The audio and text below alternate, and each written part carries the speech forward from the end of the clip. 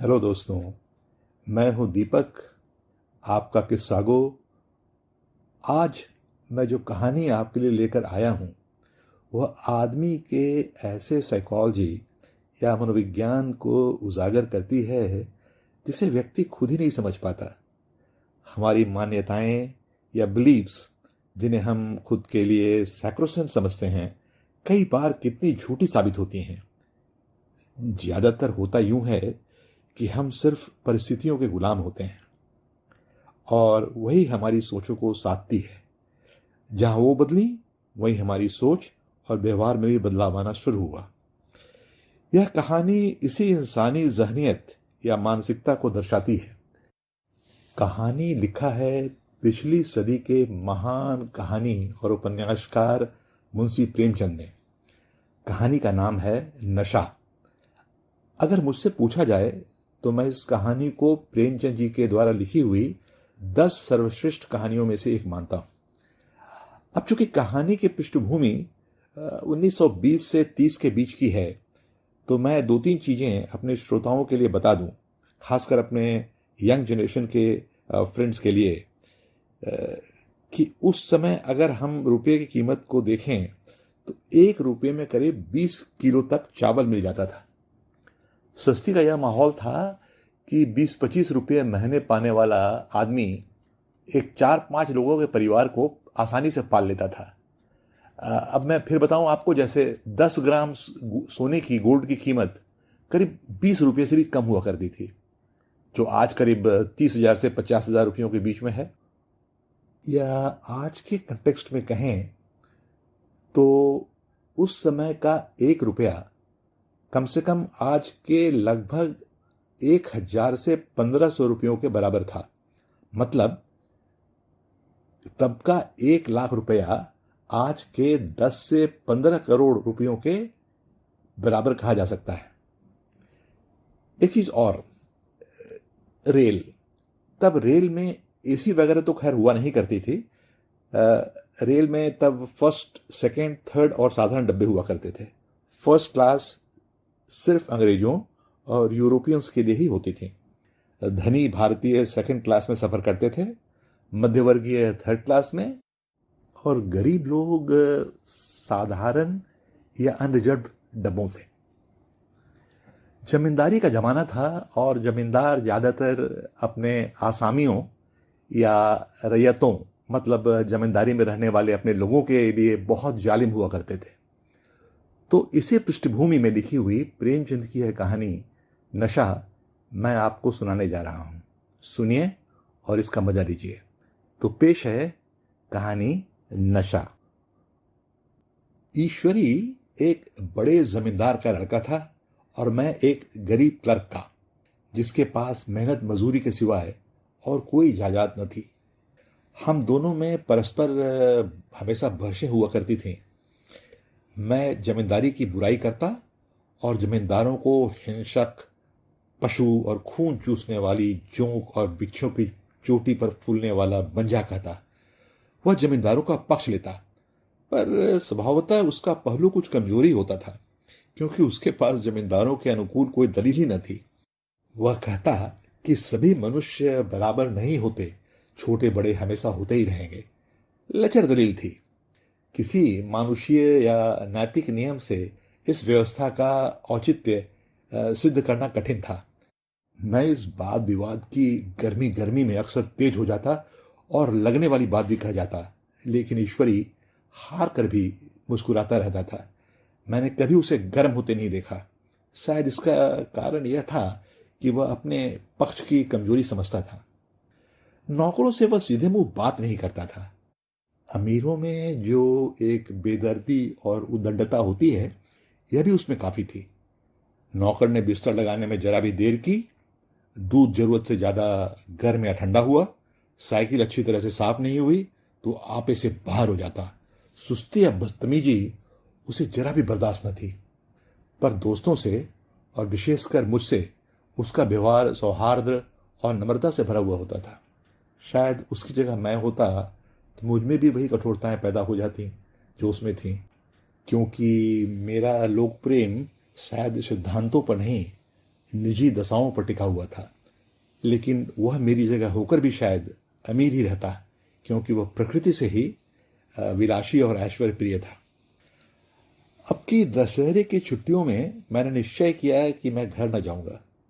मेरे पास किराए के लिए रुपए न थे और न ही घर वालों को मैं तकलीफ देना चाहता था। मैं जानता हूं कि वे जो मुझे देते हैं वह उनकी हैसियत से बहुत ज़्यादा है। फिर इसके साथ ही मुझे आने वाली परीक्षाओं का भी ख्याल था। काफ़ी पढ़ाई भी बाकी थी। हालांकि बोर्डिंग हाउस में भूत की तरह पूरी छुट्टियों में अकेले पड़े रहने का जी भी न चाहता था। इसलिए जब ईश्वरी ने मुझे अपने साथ अपने घर चलने का न्योता दिया तो मैं बिना किसी खास आग्रह के राजी हो गया। हाँ, ईश्वरी के साथ परीक्षा की तैयारी भी खूब हो जाएगी, क्योंकि वो अमीर होकर भी मेहनती और ज़हीन है। उसके साथ ही उसने ये भी कहा, लेकिन भाई एक बात का ख्याल रखना, वहां अगर जमींदारों की निंदा की तो मामला बिगड़ जाएगा और मेरे घर वालों को बुरा भी लगेगा। वह लोग तो आसामियों पर इसी दावे से ही शासन करते हैं कि भगवान ने आसामियों को उनकी सेवा के लिए ही पैदा किया है। मैंने कहा, तो क्या तुम समझते हो कि मैं वहां जाकर कुछ और हो जाऊंगा? हाँ, मैं तो यही समझता हूं। तुम गलत समझते हो। ईश्वरी ने इस बात का कोई जवाब न दिया। कदाचित उसने इस मामले को मेरे विवेक पर छोड़ दिया, और बहुत ही अच्छा किया। अगर वह अपनी बात पर अड़ता तो मैं भी जिद पकड़ लेता। सेकंड क्लास तो क्या, मैंने कभी इंटर या थर्ड क्लास में भी सफर न किया था। अब की सेकंड क्लास में सफर का सौभाग्य ईश्वरी की कृपा से प्राप्त हुआ था। गाड़ी तो 9 बजे रात को आती थी, पर यात्रा की खुशी में हम शाम को ही स्टेशन जा पहुंचे। कुछ देर इधर उधर सैर करने के बाद रिफ्रेशमेंट रूम में जाकर हम लोगों ने भोजन किया।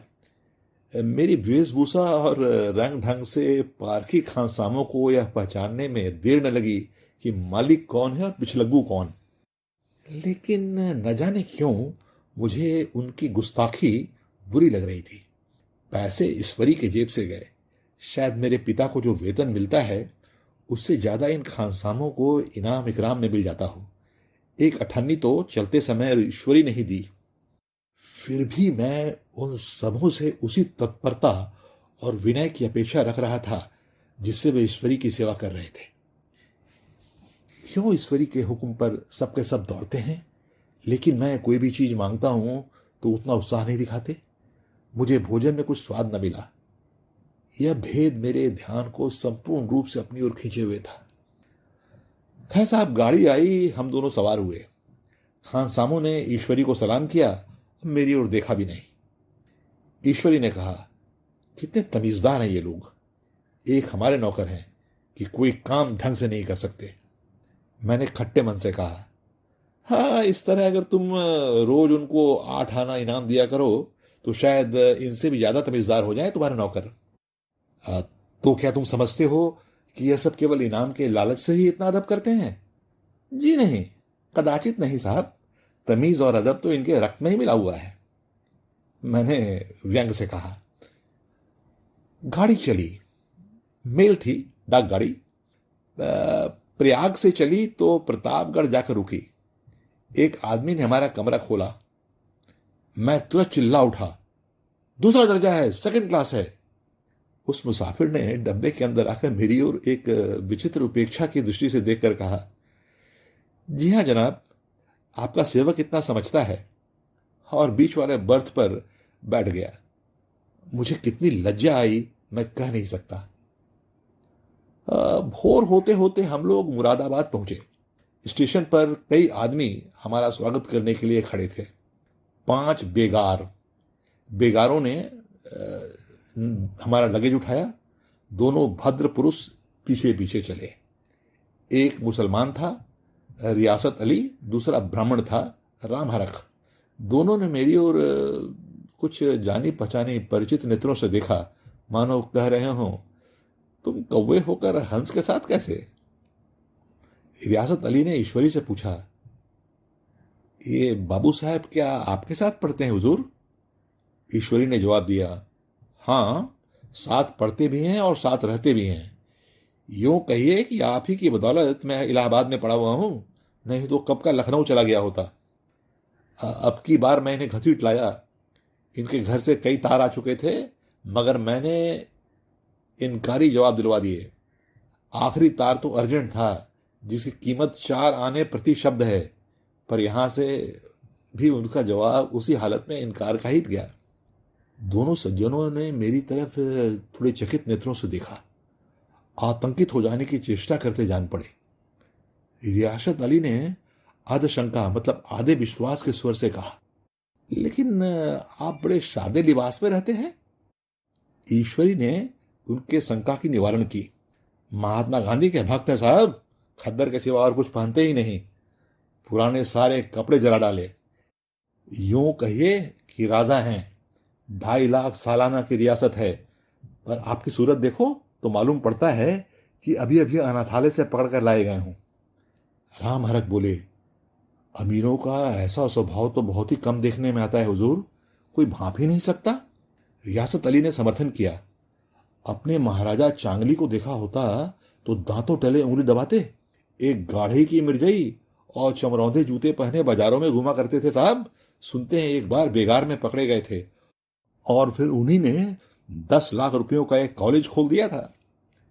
मैं मन ही मन कटा जा रहा था, पर न जाने क्यों मुझे उस सफेद झूठ पर भी उस वक्त हंसी नहीं आ रही थी। उसके प्रत्येक वाक्य से मानो मैं उस कल्पित वैभव, इमेजिनरी वेल्थ के लगातार और करीब आता जा रहा था। मैं घोड़े पर आज तक नहीं चढ़ा। हाँ, लड़कपन में कई बार टट्टू वट्टू पर सवार हुआ हूं। यहां देखा तो 2 कलारास घोड़े हमारे लिए तैयार खड़े थे। मेरी तो जान ही निकल गई। सवार तो हुआ, पर बूटियां कांप रही थी। मैंने चेहरे पर शिकन न पड़ने दिया। घोड़े को ईश्वरी के पीछे डाल दिया। खैरियत यह हुई कि ईश्वरी ने घोड़े को तेज न किया, वरना मैं हाथ पैर तोड़वा कर ही लौटता। संभव है ईश्वरी ने समझ लिया हो कि यह कितने पानी में है। ईश्वरी का घर क्या था साहब? किला था। इमाम बाड़े का सा फाटक, द्वार पर पहरेदार ढलता हुआ, नौकरों का तो कोई हिसाब ही नहीं। एक हाथी बंधा हुआ। ईश्वरी ने अपने पिता, चाचा, ताऊ आदि सबसे मेरा परिचय कराया, और उसी अतिशोक्ति के साथ कराया जो उसने अपने स्टेशन पर कराया था। ऐसी हवा बांधी कि कुछ मत पूछिए। नौकर चाकर ही नहीं, घर के लोग भी मेरा सम्मान करने लगे। देहात के बेचारे जमींदार, लाखों का मुनाफा, मगर पुलिस कांस्टेबल को अफसर समझने वाले। कई महाशय तो मुझे हुजूर हुजूर कहने लगे। जब जरा एकांत हुआ तो मैंने ईश्वरी से पूछा, तुम तो यार बड़े शैतान हो, मेरी मिट्टी क्यों पलीद कर रहे हो? ईश्वरी ने दृढ़ मुस्कान के साथ कहा, इन गधों के सामने यही चाल जरूरी थी, वरना कोई तुमसे सीधे मुंह बात भी नहीं करता। जरा देर बाद नाई हमारे पांव दबाने आया। कुंवर लोग स्टेशन से आए हैं, थक गए होंगे। ईश्वरी ने मेरी ओर इशारा करके कहा, पहले कुंवर साहब के पांव दबा। मैं चारपाई पर लेटा हुआ था। मेरे जीवन में ऐसा शायद ही कभी हुआ हो कि किसी ने मेरे पांव दबाए हों। मैं इसे अमीरों के चोंचले, रईसों का गधापन और बड़े आदमियों की मुटरमदी और जाने क्या क्या कहकर ईश्वरी का परिहास उड़ाया करता था, और आज मैं पुतड़ों का रईस बनने का स्वांग भर रहा था। इतने में 10 बज गए। पुरानी सभ्यता के लोग थे। नई रोशनी अभी केवल पहाड़ की चोटी तक ही पहुंच पाई थी। अंदर से भोजन का बुलावा आया। हम स्नान करने चले। मैं हमेशा अपनी धोती खुद ही धो लिया करता हूं, मगर यहां मैंने ईश्वरी की ही भांति अपनी धोती भी छोड़ दी। अपने हाथों अपनी धोती धोते शर्म आ रही थी। अब हम अंदर भोजन करने चले। हॉस्टल में तो जूते पहने ही मेज पर जा डटते थे। यहां पांव धोना आवश्यक था। कहार पानी लिए खड़ा था। ईश्वरी ने पांव बढ़ा दिए। कहार ने उसके पांव धोए। मैंने भी पांव बढ़ा दिए। कहार ने मेरे भी पांव धोए। मेरा वह विचार न जाने कहां चला गया था। सोचा था वहां देहात में एकाग्र होकर खूब पढ़ेंगे, पर यहां तो सारा दिन सैर सपाटे में कट जाता था। कहीं नदी में बजरे पर सैर कर रहे हैं, कहीं मछलियों या चिड़ियों का शिकार खेल रहे हैं, कहीं पहलवानों की कुश्ती देख रहे हैं, कहीं शतरंज पर जमे हैं। ईश्वरी खूब अंडे मंगवाता और कमरे में स्टोव पर ऑमलेट बनाते। नौकरों का एक जत्था हमेशा हमें घेरे रहता। अपने हाथ पांव हिलाने की कोई जरूरत ही नहीं पड़ती, केवल जवान हिला देना ही काफी था। नहाने बैठो तो आदमी नहलाने को हाजिर, लेटो तो आदमी पंखा झलने को खड़े। महात्मा गांधी का कुंवर चेला मशहूर हो गया। भीतर से बाहर तक मेरी धाक जम गई। नाश्ते में जरा भी देर न हो पाए, कहीं कुंवर साहब नाराज ना हो जाएं। बिछावन ठीक समय पर लग जाए तो कुंवर साहब के सोने का समय आ गया। मैं ईश्वरी से भी ज्यादा नाजुक दिमाग का बन गया था, या बनने पर मजबूर कर दिया गया था, पता नहीं। ईश्वरी अपने हाथ से ही अपने बिस्तर भले बिछा ले, लेकिन कुंवर साहब मेहमान अपने हाथों अपना बिस्तर कैसे बिछा सकते हैं? उनकी महानता में बट्टा न लग जाएगा? एक दिन सचमुच यही बात हो गई। ईश्वरी घर में था। शायद अपनी माताजी से कुछ बातचीत करने में उसे देर हो गई। यहां 10 बज गए। मेरी आंखों में नींद झलक रही थी, मगर मैं अपना बिस्तर खुद कैसे लगाऊं? कुंवर जो ठहरा। कोई 11:30 बजे नौकर आया। बड़ा मुंह लगा नौकर था। घर के धंधों में मेरा बिस्तर लगाने की भी उसे सूझी न रही। अब जो याद आई तो भागा हुआ आया। मैंने उसे ऐसी डांट लगाई कि उसने भी याद किया होगा। ईश्वरी मेरी इस डांट सुनकर बाहर निकल आया और बोला, तुमने अच्छा किया, यह सब हरामखोर इसी व्यवहार के योग्य हैं। इसी तरह ईश्वरी एक दिन अकेले एक दावत में गया हुआ था। मैं घर पर ही था। शाम हो गई थी। लैंप सामने मेज पर ही रखा हुआ था, दियासलाई भी थी। लेकिन ईश्वरी खुद कभी अपने लैंप नहीं जलाता था। फिर कुंवर साहब कैसे जलाएं? मैं झुंझला रहा था। न्यूज़पेपर, समाचार पत्र आया हुआ रखा था। जी उधर लगा हुआ था कि कब पढ़ूं, पर लैंप नदारद। जलाए कौन? दैवयोग से उसी समय मुंशी रियासत अली आ निकले। मैं उन्हीं पर उबल पड़ा। ऐसी फटकार लगाई कि बेचारा उल्लू हो गया। तुम लोगों को इतनी फक्र ही नहीं कि लैंप भी जलवा दो? मालूम नहीं कैसे कामचोर आदमियों का यहां कैसे गुजारा होता है। मेरे यहां तो घंटे भर भी निर्वाह ना हो। रियासत अली ने खुद ही कांपते हुए हाथों से लैंप जलाया। वहां एक ठाकुर अक्सर आया करता था। कुछ मनचला आदमी था, महात्मा गांधी का परम भक्त। मुझे महात्मा गांधी जी का चेला समझकर मेरा बड़ा लिहाज करता था, पर मुझसे कुछ पूछते हुए संकोच करता था। एक दिन मुझे अकेला देखकर आया और हाथ बांधकर बोला, सरकार तो गांधी बाबा के चेले हैं ना? लोग कहते हैं कि यह सुराज हो जाएगा तो जमींदार न रहेंगे। मैंने शान जमाई। जमींदारों के रहने की जरूरत ही क्या है? यह लोग गरीबों का खून चूसने के सिवा और करते ही क्या है? ठाकुर ने फिर पूछा, तो क्यों सरकार, सब जमींदारों की जमीन छीन ली जाएगी? मैंने कहा, बहुत से लोग तो खुशी खुशी ही दे देंगे, लेकिन जो लोग खुशी से न दें उनकी जमीन छीननी ही पड़ेगी। हम लोग तो तैयार बैठे हुए हैं। जो ही स्वराज हुआ, अपने इलाके आसामियों के नाम सारी जमीन कर देंगे। मैं कुर्सी पर पांव लटकाए बैठा था। ठाकुर मेरे पांव दबाने लगा। फिर बोला, आजकल जमींदार लोग बड़ा जुलूम करते हैं सरकार। हमें भी हुजूर अपने इलाके में थोड़ी सी जमीन दिलवा देना, तो चलकर वहीं आपकी सेवा में ही रहेंगे। मैंने कहा, अभी तो मेरा कोई अख्तियार नहीं है भाई। अभी तो मेरे पिताजी हैं, लेकिन जो ही अख्तियार मिला मैं सबसे पहले तुम्हें बुलाऊंगा। तुम्हें मोटर ड्राइवरी सिखाकर अपना ड्राइवर बना लूंगा। बाद में सुना कि उस दिन शायद मेरी बात की गर्मी से ठाकुर ने खूब भंग पी और अपनी स्त्री को खूब पीटा और गांव के महाजन से लड़ने को तैयार हो गया। छुट्टी इसी तरह तमाम हुई और हम सब फिर इलाहाबाद प्रयाग को चले। गांव के बहुत से लोग हमें पहुंचाने के लिए आए। ठाकुर तो हमारे साथ स्टेशन तक आया। मैंने भी अपना पार्ट खूब सफाई से खेला और अपनी कुबेर की तरह कुबेरोचित विनय और देवत्व की मुहर हर एक हृदय पर लगा दी। जी तो चाहता था कि हर एक नौकर को अच्छा इनाम दूं, लेकिन सामर्थ्य कहाँ थी। वापसी टिकट था ही जो मेरे दोस्त ने खरीदी लिया था। केवल गाड़ी में बैठना था, पर गाड़ी आई तो ठसाठस भरी हुई। दुर्गा पूजा की छुट्टियां भोगकर सभी लोग लौट रहे थे। सेकंड क्लास में तिल रखने की भी जगह नहीं। इंटर या थर्ड क्लास की हालत उससे भी बदतर है। लेकिन यह आखिरी गाड़ी थी, किसी भी तरह रुक नहीं सकते थे। बड़ी मुश्किल से साधारण दर्जे में जगह मिली, लेकिन मेरे ऐश्वर्य ने यहां अपना मेरे अंदर रंग जमा लिया था।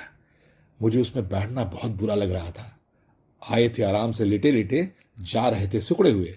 पहलू बदलने की भी जगह न थी। डब्बे में कई आदमी पढ़े लिखे भी थे। वे आपस में अंग्रेजी राज्य की तारीफ करते जा रहे थे। एक महाशय बोले, ऐसा न्याय तो किसी राज्य में नहीं देखा। छोटे बड़े सब बराबर। राजा भी किसी पर अन्याय करे तो अदालत में उसकी भी गर्दन दब जाती है। दूसरे सज्जन ने समर्थन किया, अरे साहब, आप खुद बादशाह पर दावा कर सकते हैं, अदालत में बादशाह पर डिग्री हो जाती है। एक आदमी जिसकी पीठ पर गट्ठर बंधा हुआ था, कलकत्ते जा रहा था। कहीं गठरी रखने की जगह न मिलती थी। पीठ पर बांधे हुए इससे बेचैन होकर बार बार दरवाजे पर खड़ा हो जाता। मैं दरवाजे के पास ही बैठा हुआ था। उसका बार बार मेरे मुंह को अपनी गठरी से रगड़ना मुझे बहुत बुरा लग रहा था। एक तो हवा यूं ही कम थी डब्बे में, दूसरे उस गंवार का आकर मेरे मुंह पर खड़ा हो जाना मानो मेरा गला दबाना था। मैं कुछ देर तो जब्त किए बैठा रहा। एकाएक मुझे बहुत गुस्सा आया। मैंने उसे पकड़कर पीछे ठेल दिया और 2 तमाचे जोर जोर से लगाए। उसने आंख निकाल कर कहा, क्यों मारते हो बाबूजी, हमने कोई किराया दिया है? मैंने उठकर 2-3 तमाचे उसे और जड़ दिए। गाड़ी में तूफान आ गया। चारों ओर से मुझ पर बाछौर पड़ने लगी। अरे इतने ही नाजुक मिजाज हो तो अव्वल दर्जे में क्यों नहीं चले जाते? फर्स्ट क्लास में बैठो। अरे कोई बड़ा आदमी होगा भाई तो अपने घर का होगा, मुझे इस तरह मारते तो दिखा देता। किसी ने कहा, क्या कसूर किया था बेचारे ने? गाड़ी में सांस लेने की जगह नहीं, खिड़की पर जरा सांस लेने के लिए खड़ा हो गया तो इस पर इतना गुस्सा? अमीर होकर क्या आदमी अपनी इंसानियत बिल्कुल खो देता है? हाँ भाई, यह भी अंग्रेजी राज है जिसका अभी आप बखान कर रहे थे। एक ग्रामीण बोला, दफ्तर मां घुस पावत नहीं, उस पे इतना मिजाज। ईश्वरी ने अंग्रेजी में मुझसे कहा, what an idiot you are Veer. और मेरा नशा अब कुछ कुछ उतरता हुआ सा मालूम होता था। तो दोस्तों, ये थी आज की कहानी नशा। आपको कैसी लगी बताइएगा जरूर। अच्छी लगी हो तो लाइक कीजिएगा। और हाँ, अगर अभी तक आपने मेरे चैनल किस्से कहानियाँ और किस्सागोई को सब्सक्राइब नहीं किया है तो प्लीज़ इसे सब्सक्राइब कीजिएगा और बेल आइकन को ज़रूर प्रेस कर दीजिएगा, जिससे आपको हर नई कहानी का नोटिफिकेशन मिल सके। तो बस अभी के लिए इजाज़त चाहता हूँ।